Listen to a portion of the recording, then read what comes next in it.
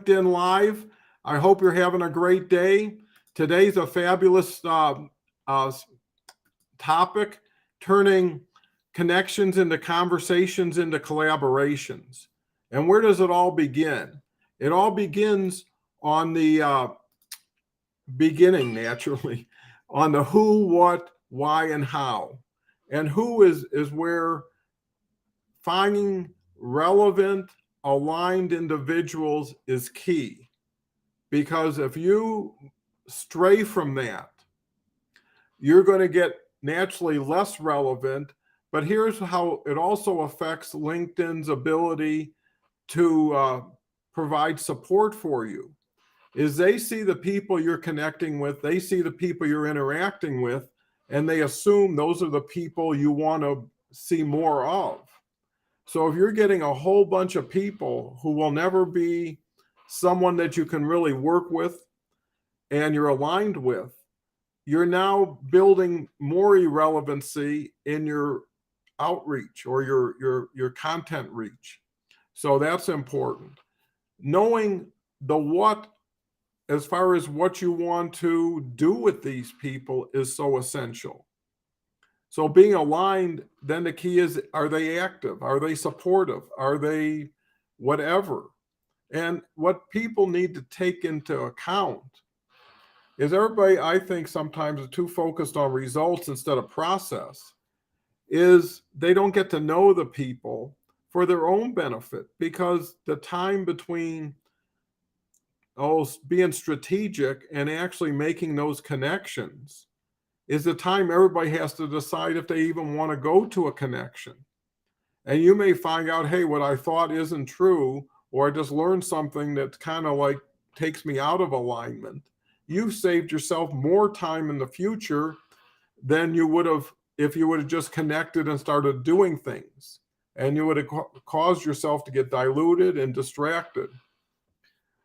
You know, the why kind of fits in with the how and the who, but you have to determine, what do you bring to the table? Too many times everybody's looking at someone else. Oh, I'd love to connect with them, like to do something with them. What makes them want to do something with you? And you've got to have a value proposition once you have that conversation, hopefully from that connection, that wants to continue to learn more and to possibly collaborate with you. And that's where the collaboration comes in. So when they say, what do you got? You got to be able to say, here it is. And here's why I think it's a great opportunity for both of us. And hopefully even a better opportunity for them, because they're going to have to get over, the ability to make a change and the ability to make room for another person in their professional life. When you get beyond that, now it's all about relevancy, and everything you do should be time and cost efficient, because that's what your investment is. And if you treat it like a business, it'll pay you like a business. If you treat it like a hobby, it'll pay you like a hobby. So, how serious is someone? How active is someone? Right after I connect or before connecting, the first thing I look at beyond their picture and their headline is their activity level. If they're not going to work all the time, if they're not creating, if they're not supporting, and I see how much interaction they get. If they don't have any of that for what they have for themselves, what are they going to have for you? It's a dead giveaway. It's like playing poker and seeing everybody's hands and then cobbling together your own winning hand. If you do it strategically, if you have the right perspective, if you're proactive, if you're creating opportunities, if you're picking and choosing versus waiting to get chosen, who wants to be something in the marketplace where someone could just say, I've got money, you've got time, I'll buy you? That's a lot of people do it. I could never see it. But anyways, why not be the chooser? Why not be the person who creates and offers opportunities to others? And moving on, here's some of the strategies that have worked for me. I've been doing a LinkedIn Live every day for 6 months. I've been doing posting every day for 3 years. I see what goes on. I see what doesn't go on. And really, the ability to be active and learn, there's a saying, there's never any failure, only feedback. The more you do, you could fail your way to the top by learning what not to do along the way and finding out the people who could be essential in getting you on a trajectory of a whole different opportunity than you're in right now with LinkedIn for what you're investing in. And that's key. So really aligning with them, their content, people they're around. There's a saying that you're the factor of the 5 people you spend the most time with. Well, who do you spend the most time with on LinkedIn, and how are they doing? Well, that's basically how you're going to be doing. And disassociation can be just as powerful as association. So why not upgrade? Why not optimize? Why not go to work? If someone honestly put 8 hours a day in, if they had that for about 2 months, you would be head and shoulders above the crowd, and you'd be engineering things that you could have never done. But I'm talking about really dedicating and committing. Most people, I don't think, believe enough. They're just doing it because everybody else is doing it, or it's something to do, or they hear it's the thing to do. Moving on, how do you become a peer with somebody prior to having that conversation? Well, promote their stuff. Be a fan. Stand out of the crowd. Do more for a little bit longer. All you got to do is hit the bell. It'll notify you when they're posting. If you don't even want to hit the bell, go to their activity section. Everything they do is there. If you wanted to comment on 3 days worth of posts at one time, it's there. Pick out 5 people, pick out 10, depending on how ambitious you are, and do that for 2-3 weeks. What is it? 10 people times 1 comment every 2 days. I think that works out to about 5 minutes. And, and that's really the key, is you're making these time investments in something and knowing why you're doing it and knowing what you want to come out of it. There's another saying, you can't manage what you can't measure. You have to have some bar that says, I won today. You can lower the bar, raise the bar, but that has to be the bar that you bring responsibility, self-responsibility, and accountability to.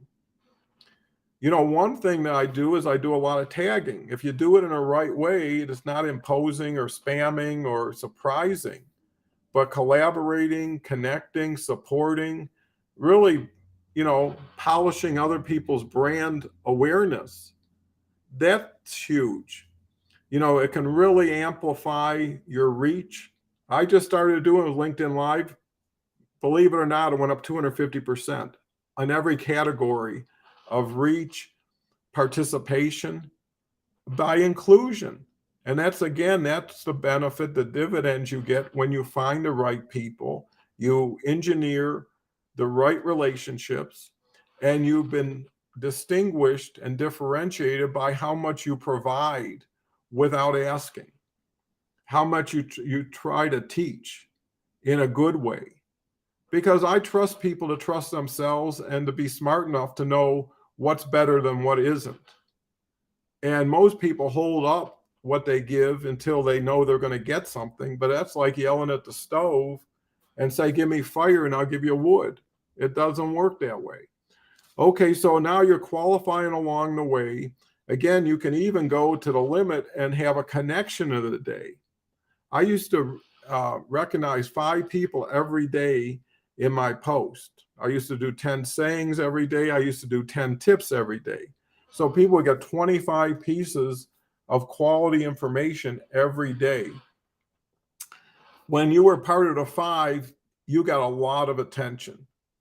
I had individuals that I tagged right now that are getting 200 to 300 unsolicited connection requests inbound because they're in the tagging list. So it's almost like the top 100, 150. And during this whole process, you're continually advancing your proactive activity through qualifying, through reaching out. Everybody's different. Everybody can afford a little personalization. learning pain points and opportunities along the way that give you a little bit more justification and maybe identification of the collaboration you're trying to provide.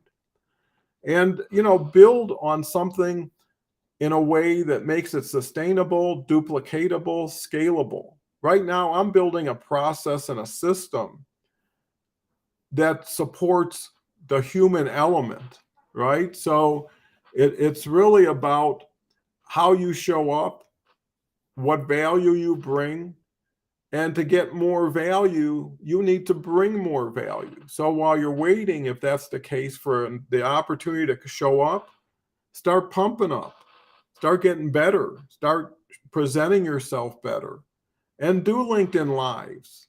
Why sit around waiting when you can be creating? Get your authentic voice out there. I've got programs on my website that are just unbelievable for getting people into the fast lane and turning things around in a way that now excitement shows up, optimism shows up, hope, and the ability to really see transformational change. So with that said, thank you again for watching. We have OJ Cartoon here. Doing very well, thank you. I forgot to say chat's open. If anybody before we close out wants to be recognized or have something to say, feel free.